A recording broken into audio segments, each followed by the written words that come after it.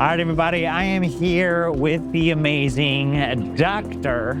Stefano Bini. Yes. How you doing, Stefano? I'm doing very well. Better for seeing you, my friend. Hey, man, always great. We're right here. We are where the action's happening. We are.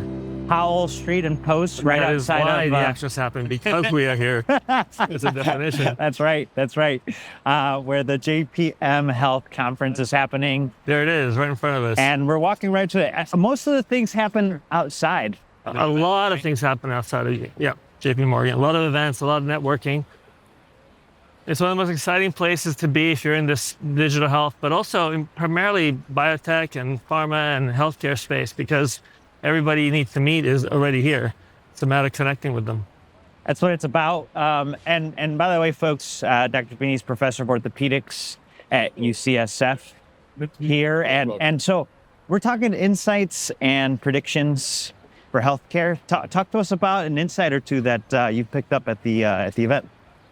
Look, I think that the venture world is super excited. They're seeing a lot more money flooding the market, especially with the AI-related technologies.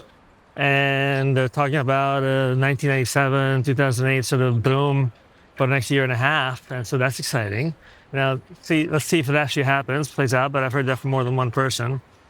And the other thing is that, there was a sort of a, hi, there was a particularly insightful and prophetic presentation by Nvidia at the main conference, and I heard people come out really rethinking, or it forced them to rethink their strategy to be a little more aggressive about including AI. I think a lot of people have been sort of sitting on the sideline. They don't understand how fast it's moving.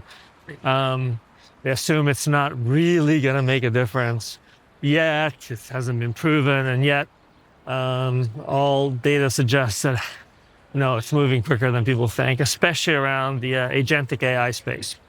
So potentially people questioning their strategies and changing things up. Yeah, and this is, I think, was going to be a big outcome of this particular meeting. For those who attended, a lot of CEOs are here, and they're listening specifically for those kinds of insights. And I wouldn't be surprised if we'll look back at 2025 as the turning point where people really woke up and smelled the roses and started embracing digital transformation. Now, that said, I also agree that it's not going to happen overnight, but it'll happen at the edges and with specific applications where these agentic technologies in particular, these are not the big, large models. These are small, task-specific models that are built to execute simple tasks very efficiently, however, and then they're strung together so they can execute complex tasks. And then they're governed by another agent that oversees them. And in the context, allows them to take over jobs that are previously done by humans very, very efficiently. So the idea is not to necessarily eliminate humans or get rid of humans, but it's more about how do you amplify their skill set. And the terminology people are using isn't so much augmentation, because that implies that the humans are missing something. It's more the idea of implementing them, giving them, allowing them to be themselves, just more effective, more efficient. So imagine that you have a job and you can break that job down into like 10 tasks, and that in the background, there's a specific agent that does each of those tasks for you and helps you craft like 90% of it or most of it. And then what you have to do is ensure it, check it, make sure it's okay. Suddenly your ability to manage 10 clients goes from 10 to 100. So it's not 10 to 20, it's 10 to 100. That's their goal. And that is a promise of these technologies. There's been plenty of research already that shows that this works quite well. And it's quite different from the Anthropic and OpenAI type large language models that we're all being very scared about. But these are very practical, small, highly precise, task-specific, relatively easy to implement bots. Well, it's certainly game changer, Stefano, and appreciate your thoughts. I know you've had a lot of really great meetings here, and so appreciate you sharing some of the insights and also your forecasts for the year.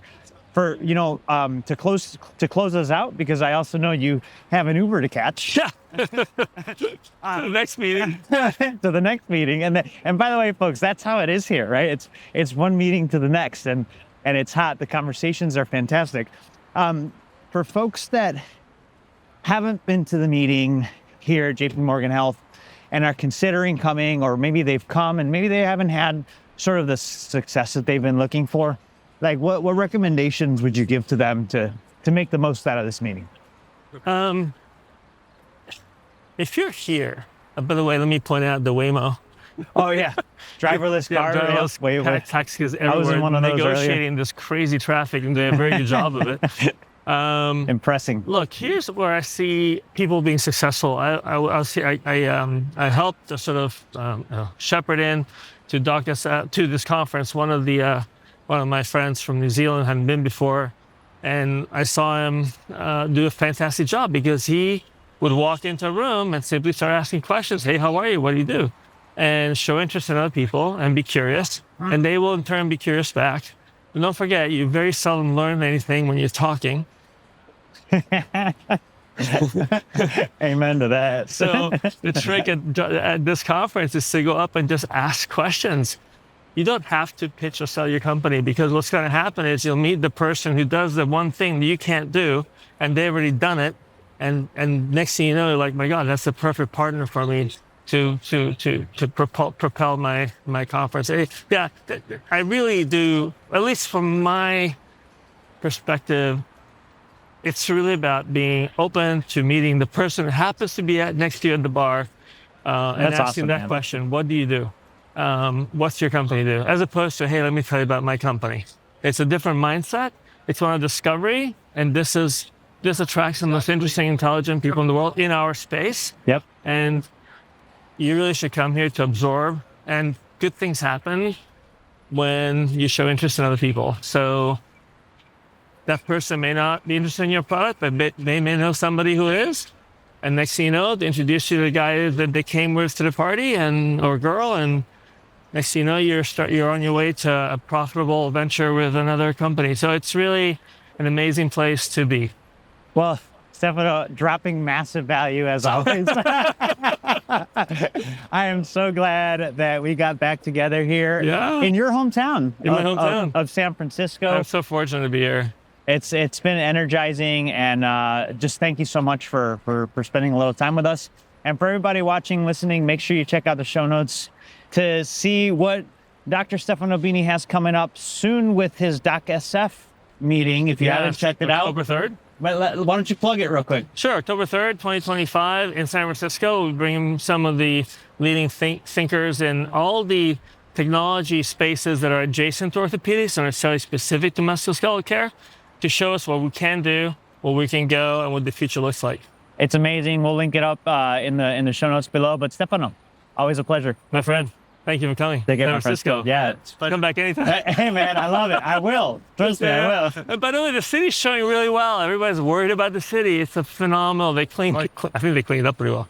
All right. All right, brother. Take care. We'll see everybody soon.